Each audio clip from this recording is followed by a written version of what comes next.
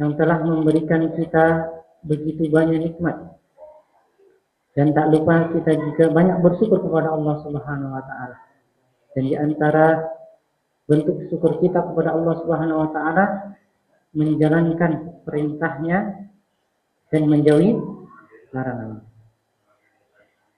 Kemudian selawat serta salam kepada Nabi kita, Nabi Muhammad sallallahu alaihi wasallam, kepada keluarganya, para sahabatnya, dan senantiasa orang-orang yang mengikuti beliau, mengikuti sunnah-sunnahnya, dan kemudian kita juga termasuk pengikut beliau dan diberikan syafaatnya di hari kiamat kelak. Allahumma amin.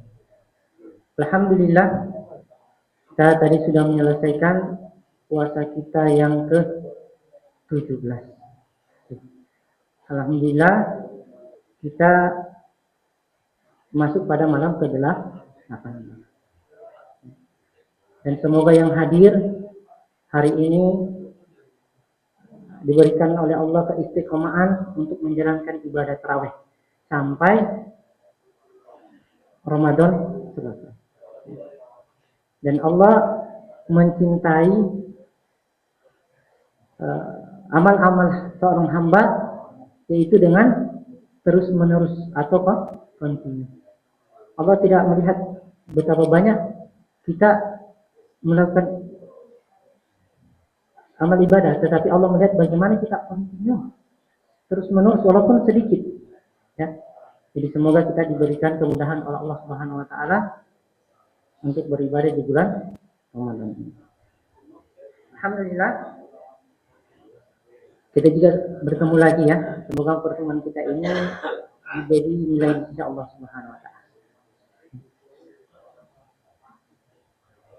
Jamaah rahimani rahimakumullah, mungkin kita atau di antara kita ada yang menyangka bahwasanya yang mulia ya di sisi Allah Subhanahu wa taala itu orang punya segalanya, punya harta melimpah. Ya. Mungkin ada kita yang menyangka seperti itu, atau yang memiliki keturunan yang bagus, atau keturunan yang masya Allah memiliki harta di mana-mana, rumah di mana-mana, tanahnya ada di mana. Ya. Tapi Allah mengatakan sendiri, bukan itu orang-orang yang mulia di situ. Bukan orang yang memiliki segalanya, bukan memiliki keturunan yang bagus, memiliki fisik yang bagus, atau yang punya jabatan tinggi, bukan.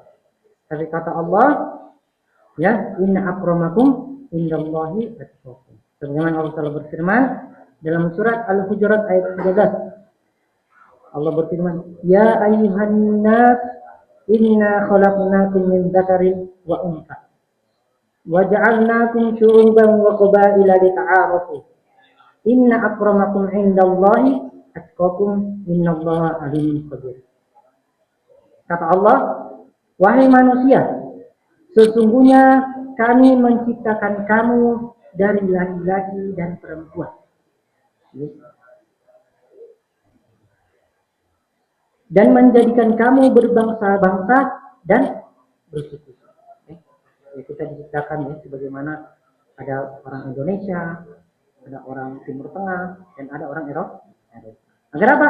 Agar kita saling mengenal. Ya. Kata Allah, sesungguhnya yang paling mulia di sisiku, kata Allah, atqakum, yang paling bertakwa kepadanya. Sesungguhnya Allah Maha mengetahui dan lagi Maha mengenal. Atau At-Tabari rahimahullah berkata, sesungguhnya yang paling mulia di antara kalian wahai manusia adalah paling tinggi takwanya kepada Allah Subhanahu wa taala. Yaitu dengan menunaikan kewajiban dan meninggalkan maksiat. Bukan lihat dari rumah, yang kita miliki atau keturunan-keturunan yang kita miliki. Tetapi Allah melihat siapa yang paling bertakwa di antara kita. Ayat ini dan perkataan ulama ini memberitahukan kepada kita dilarang berbangga-bangga apa yang kita miliki. Dilarang kita sombong terhadap Allah berikan kepada kita. Allah berikan kita harta bukan untuk dibangga-banggakan. Bagaimana kita membantu saudara kita, tidak menghambur-hamburkan di jalan yang tidak benar. Tetapi bagaimana kita gunakan itu yang diridai oleh Allah Subhanahu wa taala. Atau kita punya keturunan yang bagus, Masya Allah. Kita banggakan ketemu orang, ini anak, Masya Allah. Tidak. Ya. Jadikan wasilah yang Allah berikan kepada kita untuk mendekatkan taqarrub ilallah, mendekatkan diri kepada Allah. Jangan berbangga-bangga kepada Allah. Tidak melihat itu. Bagaimanapun bentuknya kita, bagaimanapun wujudnya kita, bagus, jeleknya, Allah tidak melihat. Sebagaimana Rasulullah SAW tegaskan di dalam sabdanya, beliau bersabda, Innallaha la yanzuru ila suwarikum wa amwalikum, walakin la yanzuru ila qulubikum wa a'malikum. Kata Rasulullah SAW, sesungguhnya Allah tidak melihat rupa-rupa kita, bagaimana bentuknya, bagaimana bentuk muka kita, bagaimana kulit kita. Tidak, Allah tidak melihat itu. Bagaimana harta-harta kita miliki, sebanyak apapun Allah tidak melihat.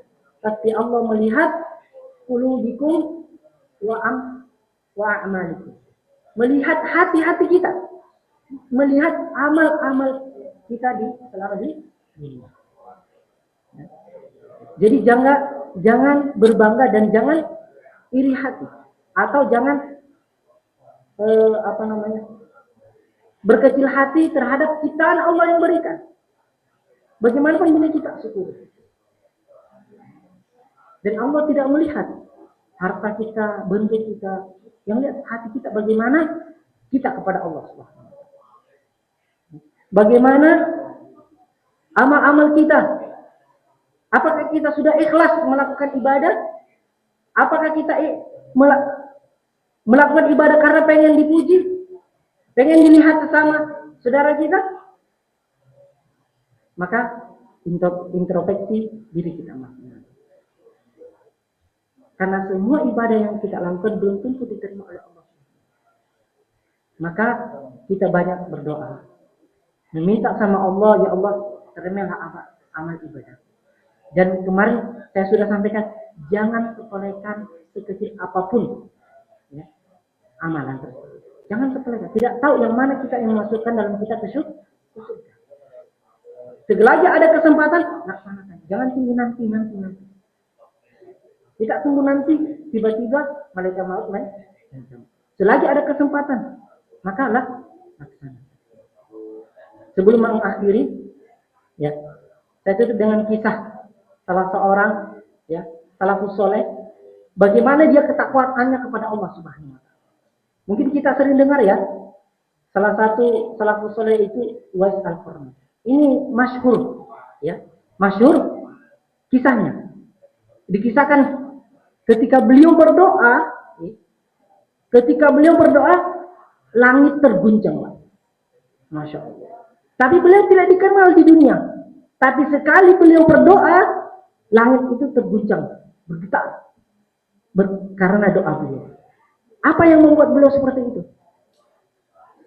Bagaimana dia betul-betul tahu kewajiban yang Allah berikan kepadanya. Bagaimana dia menjaga orang tuanya. Dia tidak pergi kemana-mana. Dia sepanjang hidupnya sampai dia meninggal dunia, dia menjaga ibunya. Dan suatu ketika ibunya mau pengen umroh, beliau umroh dengan cara apa? Bukan naik pesawat, bukan naik unta. Tetapi apa? Beliau gendong dari negerinya ke Mekah. Sampai-sampai Rasulullah SAW memberitahukan kepada sahabat, kalau nggak salah sahabat Umar ya, kalau kalian bertemu Uwais Al-Qarnin, minta ampun. Dia minta ampunkan kamu kepada Allah Subhanahu wa taala. Karena kenapa? Doanya mustajab. Sampai-sampai langit bergetar. Dia tidak dikenal di dunia, tapi ketika berdoa, bagaimana langit bergetar. Masya Allah. Beliau tidak dikenal di dunia. Ya. Ini masyhur kisahnya. Mungkin yang penjenengan nanti mau lihat kisahnya nanti di YouTube aja. Kisah lengkap. Saya menceritakan dengan singkat. Bagaimana betul-betul beliau menjalankan kewajibannya perintah Allah Subhanahu wa taala. Dan orang-orang yang bertakwa bukan sekedar menjalankan kewajiban, tidak, tapi menjalankan kewajiban sekaligus meninggalkan maksiat. Dan ini adalah harus berkandang, tidak bisa diantara salah satu. Kalau kita mau dikatakan orang bertakwa, maka mungkin ini dari saya pribadi, ya. Terkhususnya nasihat untuk saya dan kepada panjenengan semua, kita ambil ya pelajaran dari kisah tersebut. Semoga kita termasuk ya menjadi orang-orang soleh dan dimasukkannya ke dalam surga Allah Subhanahu wa taala. Saya tutup dengan doa kafaratul majelis. Subhanakallahumma wa bihamdika asyhadu an la ilaha illa anta astaghfiruka wa atubu ilaik. Assalamualaikum warahmatullahi wabarakatuh.